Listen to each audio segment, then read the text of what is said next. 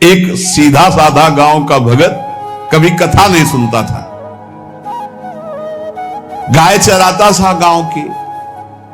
तो एक दिन और गोपाल जो गाय चराने वाले थे उन्होंने कहा, यार कभी तो कथा सुन लो, रात दिन पशुओं के पीछे घूमते हो, पशु बुद्धि, कभी तो कथा सुन लो। तो एक दिन सोचा दोपहर के भोजन गांव में पाएंगे जाके अपने घर में, और कथा हो रही वहीं से निकल लेंगे, जो सुन लेंगे तो सुन लेंगे। खड़े खड़े वहां चर्चा चल रही थी, जिसने मनुष्य जन्म लेकर के गुरु मंत्र नहीं लिया और नाम जब भगवान का नहीं किया, उसका जीवन मुर्दा, व्यर्थ जीवन। चला गया सुन के, और बार बार वही दिमाग में कि पंडित जी कह रहे थे गुरु मंत्र नहीं लिया और नाम जप नहीं किया तो मुर्दा जीवन। जिन हरि भगति हृदय नहीं आनी, जीवित सौ समानते प्राणी। दूसरे दिन फिर गया, कहा पंडित जी आपने कल कथा में कहा था गुरु मंत्र ले लेना चाहिए, नहीं तो जीवन मुर्दा हो जाता है, बेकार जीवन रहता है। तो देव गुरु मंत्र आप, और तो हम किसी को जानते नहीं। देखा फटा पुराना कपड़ा, डंडा लिए एक चरवाहा, उनका ऐसे थोड़ी कि तुरंत गुरु मंत्र दे दिया जाता है। आखिरी दिन कथा के मिलना फिर दे देंगे, टाल दिया। अब वो आखिरी दिन कथा के तो दिन चढ़ावा चढ़ रहा था, तो पंडित जी ने कहा जब चलें तब ले लेना गुरु मंत्र, टाल दिया। अब वो जब आखिरी दिन के बाद वो, तो उस समय घोड़े पे बैठ सब सामान लाद के पंडित जी चलते थे, वो तो सब सामान लाद के चलने लगे हो। तो पीछे पंडित जी आप जो कह रहे थे कि गुरु मंत्र देंगे, आप गुरु मंत्र दे दीजिए। पंडित जी रबड़ी पवाई गई थी, घोड़े से उतरे, घोड़ा एक भगत के यहां खड़ा किया और लोटा लिया और भागे, क्योंकि सोच लगी थी। अब वो भगत किसान आदमी, गांव का गंवार आदमी पीछे लगे, पंडित जी अरे गुरु मंत्र दे दो, कितने दिन से टहला रहे हो आप। अरे उनका प्यार मतलब सोच का पैसा, तू गुरु मंत्र की बात कर। अब वो पीछे लगा कि अब हम नहीं जाने वाले, आपने सब सामान लाद ली थी, भगवान की कृपा कहो कि आपको सोच लगी आई, नहीं तो आप हमको तो गुरु मंत्र ही नहीं देते, हम आपको नाम पर विश्वास की बात। पंडित जी तो गपोचन, जय गुरुदेव की जय गुरु, वो दबकाए है धत गपोचन, मतलब एकदम मूर्ख आदमी, तो सोच तो।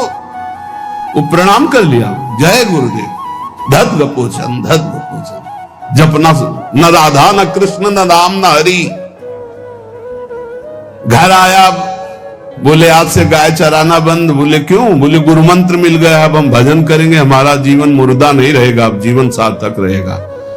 और मेहनत करने वाला आदमी, गाय चराने वाला आदमी, अब शुरू हो गया बैठ के धत गपोचन धत गपोचन। अब इसमें न कोई भगवान नाम है, न कोई मंत्र है, न प्रणव है, न नमो नमः, कुछ नहीं। गांव के लोग, घर के लोग बोले कि यार 50 गाय चराता था, पता नहीं कौन सा हम लोगों का पाप उदय हुआ कि कह दिया कि कथा सुन लेना। अब वो गाय चराना भी छोड़ दिया, गपोचन शुरू हो गया। अब उसकी ऐसी लगन लगी, सहज सरल भोले जो होते हैं ना, हरिवंश महाप्रभु कह रहे हैं, मुनि मन ध्यान धरत नहीं पावत, करत विनोद संग बालक भट, दास अनन्य भजन रस कारण, जैसे हित हरिवंश प्रगट लीलानट। लालजू महाराज बड़े बड़े मुनियों के ध्यान में नहीं आने वाले, बड़े विनोदी। रुक्मिणी जी से कहा तैयार हो, भगत के दर्शन करने चलना है। रुक्मिणी जी ने कहा बहुत दिनों बाद आज आपको किसी भक्त की याद आई, प्रभु जरूर कोई महाभागवत होगा, हम चलते हैं। बोले बहुत विचित्र महाभागवत। चले, साधारण वेश में चलना है। जब गांव में गए, उस भगवान तो सर्वज्ञ ही है, उसके घर के दरवाजे में बैठ गए और रुक्मिणी जी से कहा कि पहले तुम मिल के आओ भगत के, फिर हम मिलेंगे।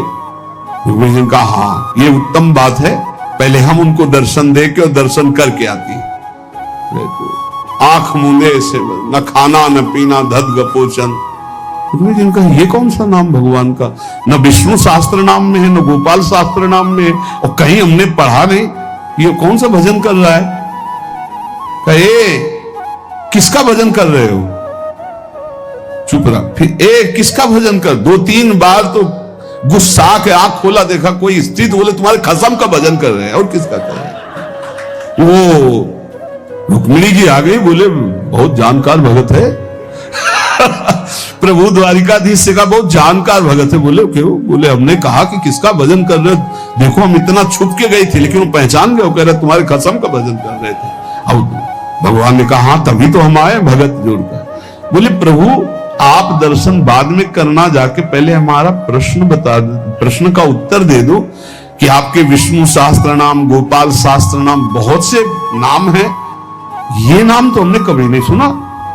भगवान ने कहा ये नाम हमको तो बहुत प्यारा है। बोले आपको कब, मतलब ये कब कैसे नाम रखा गया? बोले बहुत प्यारा है, हमारा ब्रज का रखा हुआ नाम है, ब्रज में मैया ने रखा था। कैसे रखा था? बोले एक दिन मैं माखन चोरी कर रहा था, सखा के कांधे पर खड़ा हुआ, ऊपर माट में हाथ डालकर मक्खन पूरा ऐसे खाता जाता, सखा को पवाता जाता। इतने में मैया और गोपी जन आ गई। एक कन्हैया ये क्या कर रहा है? अब हमने देखा कि फंस गए। हमने कहा कि मैया हमें बहुत भूख लगी थी और देखा कि इसमें चींटी चढ़ी हुई है, तो हम चींटी निकाल रहे थे। तो बोले चींटी कैसे निकाल लेते? यहां पूरा हाथ सना हुआ है तुम्हारा चींटी। बोले अरे भैया तू बावरी, जब चींटी को ऐसे निकालने करते वो अंदर चली जाती तो खबो खबो के निकाला, इसलिए ऐसा इतना हाथ हो।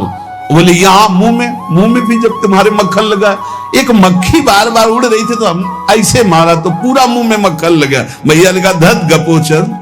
बोले ये उस समय का नाम रखा हुआ है, मेरा बाल गोविंद में जब मैया ने रखा था मक्खन चोरी के समय उस। अब आप विचार करके देखो, भगवान का साक्षात्कार गुरु वचनों पर विश्वास होने पर साधारण शब्द बोला तो भगवान तो सर्वलोक महेश्वर सर्वज्ञ, उनके सब अक्षर, जैसे हर अक्षर में आ विराजमान है, का खा गा घा आ, ऐसे ही सब अक्षरों में ब्रह्म विराजमान है। फिर राधा नाम तो स्वयं हरि जपते हैं, और राधा नाम तो परम प्रेममय है और बड़ा गुह्य है। विश्वास करके जब वो धदगपोचंद जपा तो रुक्मिणी और द्वारिकाधीश भगवान दर्शन देने आ गए, और तुम विश्वास करके राधा राधा जपोगे तुम्हें नहीं प्राप्त हो जाएगा? अरे यही राधा स्वयं भगवान हरि जपते हैं। इसलिए पहला जीवन का चरम लक्ष्य भगवत प्रेम, भगवत प्राप्ति। दूसरा, हमारी बुद्धि केवल विचार करे तो श्यामा श्याम के ही विषय में, किसी व्यक्ति वस्तु स्थान का अगर हमारा चिंतन हो रहा, संबंध हो रहा, तो श्यामा श्याम के संबंध से हो। जैसे गोस्वामी तुलसीदास जी कहते, नाते नेह राम के मनियत सुहृद सुसेव्य जहां लो। अगर ऐसा नहीं तो फिर हर वस्तु व्यक्ति स्थान में एक आसक्ति है, वो बांध लेगी, आप श्यामा श्याम तक नहीं पहुंच पाएंगे। इसलिए बुद्धि का जरूरी है प्रिया प्रीतम में स्थित होना। अगर बुद्धि ये निश्चय कर ले कि परम सुख स्वरूप श्यामा श्याम ही हमारे हैं, हम श्यामा श्याम के हैं, सुख है तो श्यामा श्याम के नाम में, रूप में, लीला में, धाम में। अभी आपने सुना आनंद का तारतम्य। तीसरा, जो गुरुदेव ने नाम दिया है इससे बढ़कर महत्व तो किसी नाम में नहीं होना चाहिए, किसी की निंदा नहीं। सब नाम हमारे प्रभु के हैं, पर हमारे लिए सर्वश्रेष्ठ नाम हो गया जो गुरु ने दिया है, जो मंत्र दिया, जो नाम दिया। एक आंतिक में आए और बोले हम कुछ 2-4-6 महीने से हम आपके शिष्य हैं, मंत्र ले लिया है। स्वप्न में एक महात्मा आए और उन्होंने हमको और मंत्र दिया है, तो अब तो हम समस्या में फंस गए कि आपका दिया गुरु मंत्र जपें या स्वप्न में कोई और महात्मा आए थे उनका दिया जपें, क्या करना चाहिए? हमने कहा तस्मात् शास्त्रम प्रमाणम। जब सप्त ऋषि जी आए, स्वप्न में नहीं, सीधे साक्षात आए पार्वती जी के पास, और कहा ये किसके लिए तपस्या कर रहे हो? महादेव जी के लिए। महादेव जी में क्या है, चलो हम तुम्हें भगवान नारायण को पति रूप में, भगवान विष्णु वैकुंठाधिपति अपार वैभव, उनको। तो जो माता जी ने बात कही पार्वती मैया ने, वही बात पकड़नी है। उन्होंने कहा तजऊ न नारद कर उपदेशु, आप कहें सतबार महेशु। सप्तऋषियों, अपने गुरुदेव नारद जी के उपदेश का मैं कभी त्याग नहीं कर सकती, चाहे स्वयं इष्ट देव भगवान शंकर आकर सैकड़ों बार कहें तो भी। तजौ न नारद कर उपदेशु, आप कहें सत बार महेशु। कोटि जन्म लगी रगर हमारी, बरों संभुनता रहूं कुंवारी। करोड़ जन्म लूंगी, हर बार अपने गुरुदेव के दिए हुए मंत्र का अनुष्ठान करूंगी और देवाधिदेव महादेव को पति रूप में वरण करूंगी, अन्यथा कुंवारी रहूंगी। बहुत सी कन्याएं और बहुत से वर हैं, आपको ब्याह कराने का शौक है तो आप जाइए, लेकिन मैं पर्वत से प्रकट हुई हूं, हिमालय से मैं अडिग हूं अपने गुरुदेव के वचन में। तो यहां कह रहे चौथा, समस्त इंद्रियां भोग विलास के लिए लालायित रहती है, सबकी। अब इनको भोग देना भी है, बिना भोग के, बिना विषय के जीवित नहीं रह सकते। शरीर चलाना है, सेवा धर्म पूर्ति करनी है, पानी पीना भी विषय है, अन्न पाना भी विषय है, देखना भी विषय है, सुनना भी विषय है, सब विषय के अंतर्गत आता है। तो यहां अपनी इंद्रियों से जो विषय ग्रहण करना है वो भागवती करना है। जैसे हमें पानी पीना है तो प्रभु को अर्पित करके राधा वल्लभ लाल की जय, और फिर भावना करो हृदय में प्रभु विराजमान है, जलपान करो। भोजन भोग अर्पित किया, भगवत स्वरूप प्रसाद, हम प्रसाद पा रहे। वस्त्र प्रसादी, सुनना भगवत विषय, देखना भगवत भाव, बोलना भगवत संबंध से। हर इंद्रियों के विषय को हमें भगवत संबंध से युक्त कर लेना है। यदि भगवत प्राप्ति करनी है, भगवत प्रेम प्राप्त करना है, तो पहला चरम लक्ष्य, मुझे इसी जन्म में भगवत प्राप्ति करनी, भगवत प्रेम प्राप्त करना है। दूसरा, बुद्धि का पूर्ण समर्पण अपने आराध्य देव श्यामा श्याम में। तीसरा, गुरु प्रदत्त नाम रूप लीला गुण सेवा उपासना सांगोपांग गुरु प्रदत्त। चौथा, समस्त इंद्रियां भगवत संबंध से युक्त। पांचवा, जीव का चिंतन प्रत्येक क्षण पदार्थ, व्यक्ति, परिस्थिति, विचार भोगों के, क्रियाओं के, संबंधियों के, जहां जहां जाए वहां से हटाकर अपने लक्ष्य श्यामा श्याम में लगाओ, या जहां जहां जाए वहां प्रिया प्रीतम की भावना करो। जीवन का प्रत्येक पल किसी व्यक्ति के विचार में, वस्तु के विचार में, स्थान के विचार में, भोग विचार में, जहां जहां जाए वहां से हटाकर श्यामा श्याम में लगाओ, या जहां जहां जाए वहां श्यामा श्याम को देखो। बहुत सुख मिलता है, अपार सुख मिलता है। जिससे प्यार होता है, अपनापन होता है, उसकी बात सुनने में सुख मिलता है। अरे वो दिशा अच्छी लगती है, वो दिशा अच्छी लगती है। जिधर अपना प्यारा बसता है ना, वो दिशा अच्छी लगती है। उधर से आई हुई वायु ऐसा लगता है प्यारे का आलिंगन हो रहा है, अभी वो प्रेम जागृत नहीं हुआ। इसलिए उस एरिया को कोई आ जाए, अच्छा आप उधर से आए, जहां अपना प्यारा बसता है उस क्षेत्र का कोई आ जाए तो ऐसा लगता है प्यारा मिल गया। उधर की वायु आ जाए तो प्यारा है। जहां प्रीतम जी देश की प्यारी लागे पौर, जिधर प्रीतम बसते उधर से यस्या कदापि वसनांचल खेलनोत। जिधर हमारी प्यारी जो प्यारे जो, नाम में अपार सुख तब अनुभव आएगा जब आसक्ति हो जाएगी। अभी आसक्ति अन्यत्र है, नाम में आसक्ति तो है नहीं, तो एक उपासक, कि मुझे नाम जपने में श्रद्धा नहीं हो रही। बिल्कुल ना हो, आप चिंता मत करो। भाव शब्द समझिए, कुभाव अनख आलसहु, नाम जपत मंगल दिशि दसहु। भाव से जपो, कुभाव से जपो, मन लगे या ना लगे तुम्हें फल मिलेगा, पक्का मिलेगा, मंगल दसों दिशाओं में होगा। विश्वास करके जपो तो, और एक दिन जब स्वाद लग जाएगा तब आप भी ऐसे ही बोलोगे जैसे बड़े बड़े संत महापुरुष बोलते हैं, नाम जीवन, नाम सर्वस्व, नाम ही हमारा प्राण धन। 8वां, जीवन में राग द्वेष न रह जाए। बड़ा खतरनाक है ये राग द्वेष। अगर किसी से राग है तो बड़ा सूक्ष्म होता है राग का धागा, और वो जब हमारे ऊपर संकट आएगी, विपत्ति आएगी, या तो वो धागा दिखाई देता कि अभी वो है ना। द्रौपदी जी को पहले श्री कृष्ण याद नहीं आए, 5 महारथी पति है अतिरथी, वो याद आए, फिर भीष्म आदि याद आए, फिर अपनी भुजाओं का बल, फिर दांतों का बल, और जब निर्बल तब महाबल। सुनेरी मैंने निर्बल के बल राम, महाबल प्रभु श्री कृष्ण का तब जागृत हुआ। ये राग बहुत खतरनाक है, किसी से राग ना करें। यही राग जब प्रियालाल के चरणों में अर्पित हो जाता है तो अनुराग कहलाता है। जब शरीर भोग, शरीर संबंधी, यही बहुत फंसाव वाला जन्म मरण चक्र का मूल यही राग है।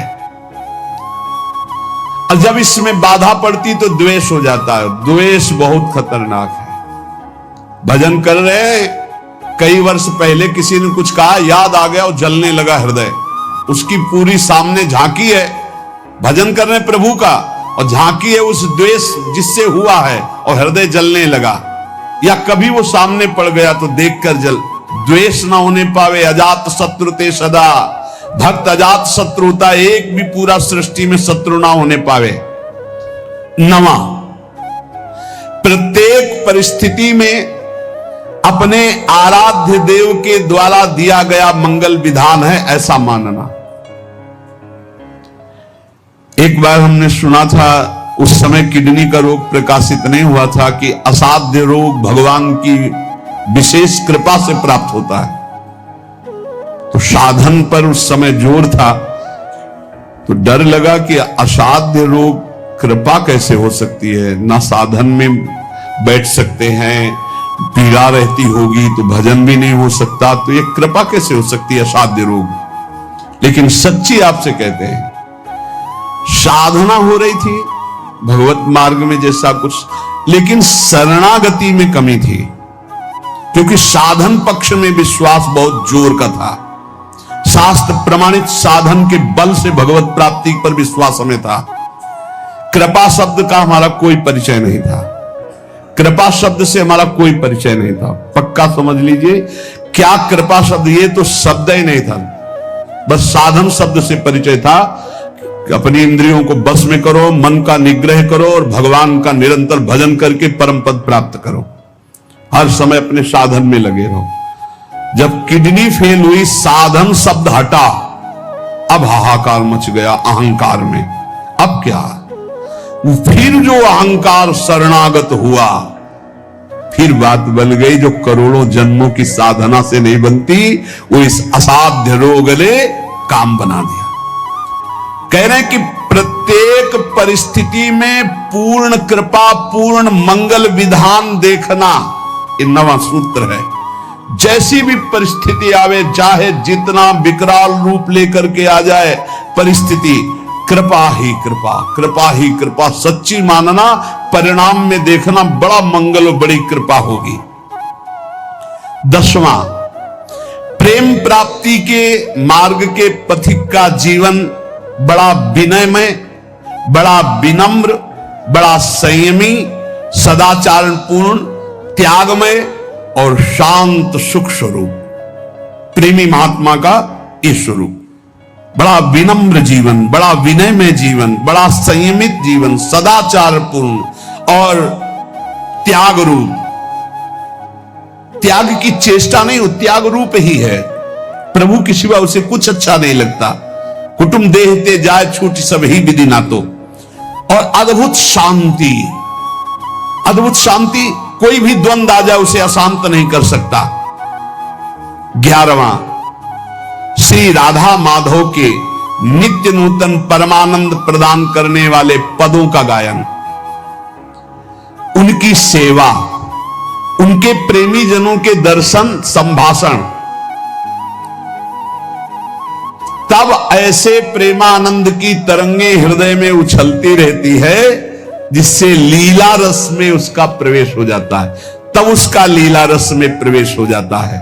इसलिए अपने जीवन को महाप्रेम में बनाने के लिए जो आप सत्संग में श्रवण करते हैं, ये बड़े सौभाग्य से श्रवण कथन का हमें प्रभु ने अवसर दिया है। हम इसे व्यर्थ न जाने दें, बार बार मनन करो। देखो भगवान की इतनी कृपा हो गई, ये यंत्र मोबाइल आदि जो है, अगर इनका सही प्रयोग करें तो ये बहुत सहायक है। एक बार सत्संग हो गया, जो पकड़ पाए नहीं, हम 10 बार सुनेंगे तब तो हम पकड़ लेंगे ना। तो 10 बार कैसे सुनते? अगर ये मोबाइल ना होते, ये यंत्र ना होते तो हम कैसे सुनते? बड़ी कृपा भगवान ने की। जैसे जैसे कलयुग हमारी स्मृति का अपहरण कर रहा है, तो भगवान के द्वारा प्रेरित होकर विज्ञान भी वैसी सहायता कर रहा है कि एक बार का सत्संग हमें पकड़ में नहीं आया तो हम 10 बार मोबाइल से सुन सकते हैं। बस हर चीज में गुण दोष है, तो मोबाइल के दोष को स्वीकार न करें। प्रपंच देखना, गंदी बातें देखना सुनना अगर शुरू कर दो तो दिन भर ही उसी में लग जाएगा। मतलब की बात देखो, संत महापुरुषों के सत्संग को सुनो और उसका मनन करो, उसको अपने आचरण में उतारो और एक क्षण भी नाम से विलग न रहो। जीवन का परम लाभ। शेष चर्चा आगे। श्री राधा वल्लभ लाल की।